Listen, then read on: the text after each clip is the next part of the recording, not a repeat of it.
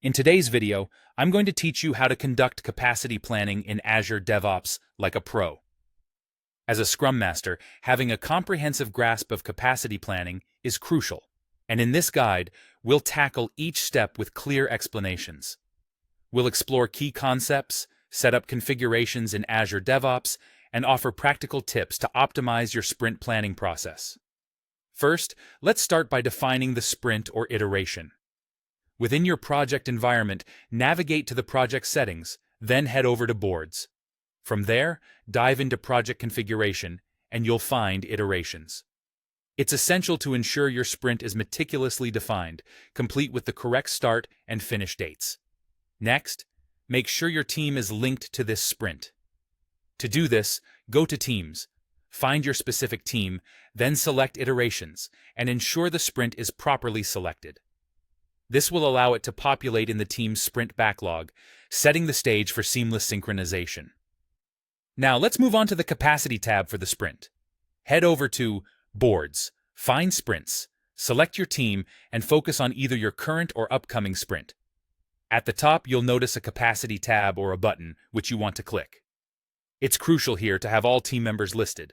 If they aren't, simply click to add a team member and include everyone who will contribute to this sprint. With your team set up, it's time to dive into setting each team member's capacity. For every team member, define their working days. For instance, a full-time member typically has about 5 working days. Then, allocate the hours per day or days per sprint they'll be dedicated. Adjust this if they're only available part-time. Be sure to note any days off, such as holidays, training sessions, or personal leave, to ensure these don't accidentally inflate the capacity. An option you might find handy is categorizing their capacity by activity type, such as development, testing, or documentation, if your workflow includes such breakdowns.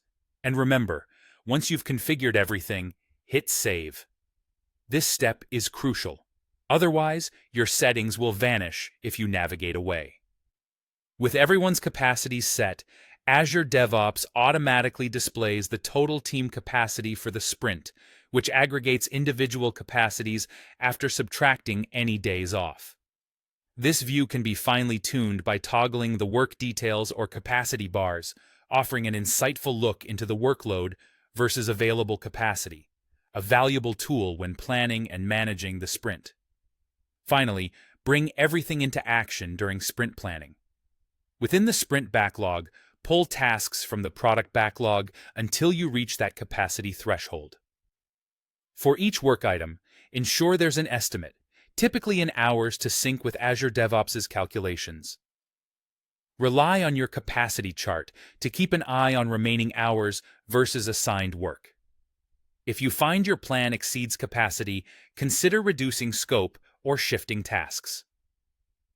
A good practice is to maintain a small buffer, perhaps 10 to 15%, allowing space for unplanned challenges or interruptions, a nod to Scrum best practices. By following these steps, you'll be well on your way to mastering capacity planning in Azure DevOps, streamlining your workflow and enhancing team efficiency for successful sprint outcomes.